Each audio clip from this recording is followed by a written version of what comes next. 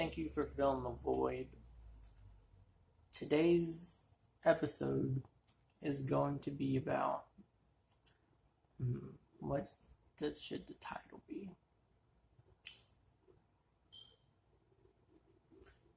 Having difficulty being your actual self. Now, growing up, this was a problem that I had. I'm not going to put too much information on there because I put a lot of details in previous videos on the introduction and stuff about me. But you know what? Like, I was a lot censored to where, I couldn't be the person that I wanted to be, growing up. So basically, how I got to be myself was through a virtual world game. I don't know if I talked about virtual worlds. Pretty sure I did, because that's like a big thing with me, and like now I'm staying clear of that stuff. But I always had trouble being who I actually was, if you know what I'm saying. Like, my personality wise, I couldn't be myself. Usually because the society standard of masculinity and,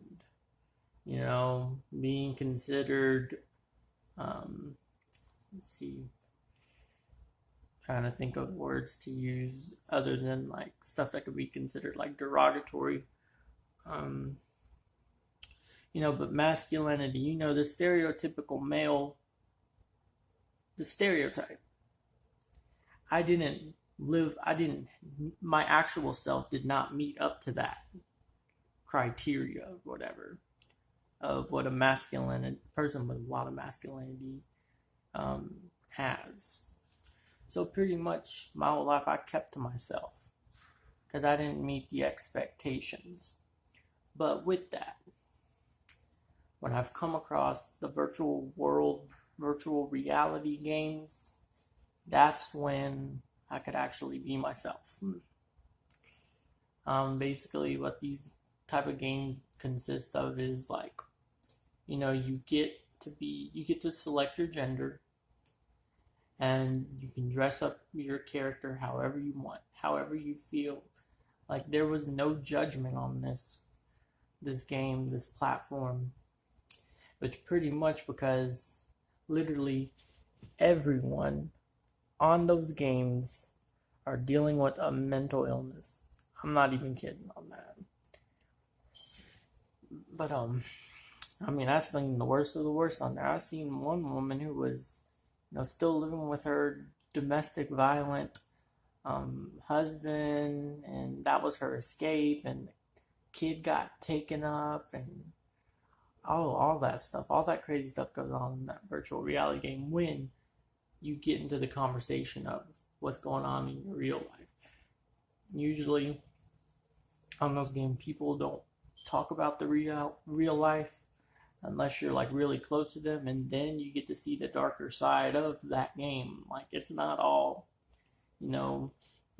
everyone on them games, if you're on those games to be yourself and stuff, well, so are they. And they're wanting to live the life that they want. When in reality, it could be something darker than what you even think. So, yeah, the game was a big escape for me. I'm talking about all my relationships and stuff are on this video game. That's right, I didn't have the typical dating growing up. I didn't, because I sucked at it. Because the masculine approach was not me. And so I just kept to myself in school and stuff. And since I couldn't do a masculine approach, I just kept to myself because the masculine approach did not fit who I really was. So I just kept to myself. But yeah, all my relationships were on the video game. I didn't go to prom. I didn't go to a dance. Like, I didn't go to any of that stuff. As soon as I was done with school, I wanted to go get on my virtual reality game and hang out with my friends and hang out with my girlfriend or whatever on the virtual reality game. I'm talking about, people get married on there. I've been a couple people's best man on that video game, like, and some people even take it so serious where they'll fly over to that state and move in with that person. And there were a few predicaments that I was in where that was, well, actually, no, it was just one person. One person that was the case with.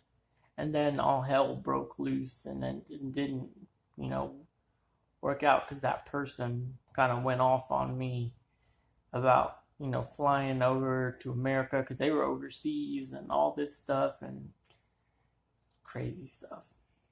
Like, and it was after that experience when I looked out the window and I was just like, what am I doing with my life? Because I mean, at the time I was probably about 20 something, and I was, look at all the time I wasted. It wasn't my fault. I was dealing with a mental illness, and that really wasn't getting, the help I wasn't getting the help I needed, and that virtual reality game was my escape. And I mean, I could be myself. Like, I mean, I dressed in colorful clothes, and I dressed, the certain group of people that I would admire on the movies and on like YouTube. I would dress like those people, and because that's how I felt. I wanted to be free and where no one was judging me. Where in reality, I remember my dad looking over my screen, said, "What are you doing on that video game?" And like, I was wearing like a rainbow fishnet top, and I had like these black baggy pants with like some shiny rainbows going down the backside of the pants. And my dad was saying, "You look like a faggot." And that's what I mean. Like, but now, since I've gotten help and stuff, I can wear my tie-dye shirts, the colorful clothes that I want to wear, because that's who I am. Like, that's my personality. But yeah, those games, I mean, they were good at the time, but when you realize, that you're just the pixelated person, and you're just the host driving that pixelated you, you really don't know how much damage you're doing to your mental state of mind. Not only that, your health too. I mean, there were times where, I would spend so much time with my girlfriend on the video game. That's right, it was a virtual relationship. I don't know this person in real life. I only know their pixelated character. And there were times where I wouldn't even eat. Like, I didn't want to eat. I wanted to just hang out with my girlfriend, and see, that's bad. And I'm pretty sure I'm not the only person that was doing that. Like, literally starving myself, until, I was completely mentally satisfied. And then I would go eat or something like that. There were some times where I didn't even eat all day. But then I was juggling different virtual reality games too. Because eventually my paranoia was getting so bad to where on the video game where I had all the friends and girlfriends and all that stuff, I was starting to get paranoid that, making friends was getting harder for me as the game started updating more, because, as I got older and whatnot, you got another generation of people coming in, and that generation of people, to be honest, they were pretty mean. I'm talking about, you'd go into a chat room, next thing you know, you're getting booted like just booted because they don't know you, so they just boot you out the chat room, and it's just bullcrap. And then that's when I started just sticking with, more private chat, because like generally when I first started, there was one chat room I would go to, and I'd only be in that one chat room. That's where I always went. That's where all my friends were. That's where I met all the girlfriends, all that stuff. But then when they did away with that room, it was harder for me to find another room to basically call home. So basically, I would just try to just do private chats and stuff, so I wouldn't have to be at risk of getting booted and meeting new people, because my paranoia was just getting worse and worse. So as you can see, I went from being, an innocent player, then once I found out how to really play the game or how people really play it, and then that's when I was sucked in. And then, my reality, my mental state of mind wasn't healthy at all. My paranoia was getting worse and worse, and I would think that everyone was turning against me on the video game eventually. And then I would swap through, different video games. If I wasn't getting what I needed in that virtual reality game that I was on, I would switch to another one. And that other one was called Second Life. Second Life was... Now I'm going to tell you this, Second Life is where the hardcore people are. Compared to the one that I was playing, Second Life was the hardcore one. Like, I mean, people took that Second Life serious. Like, Second Life was a lot of fun. But once again, it's the same thing that goes on. Because, like, sure, I'm starting a new life here, but my paranoia and stuff getting worse as I get older. It wasn't no help on Second Life either, because I was paranoid on there too.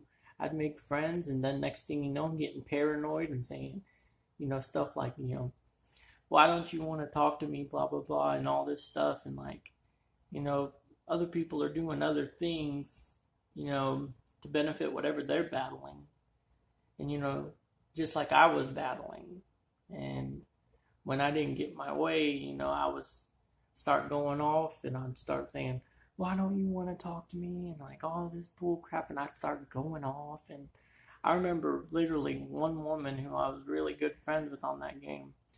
Like, my paranoia was so bad. This woman stopped whatever the hell she was doing. Oh, excuse me, Grandma. My apologies. My apologies, Grandma. She stopped whatever she was doing.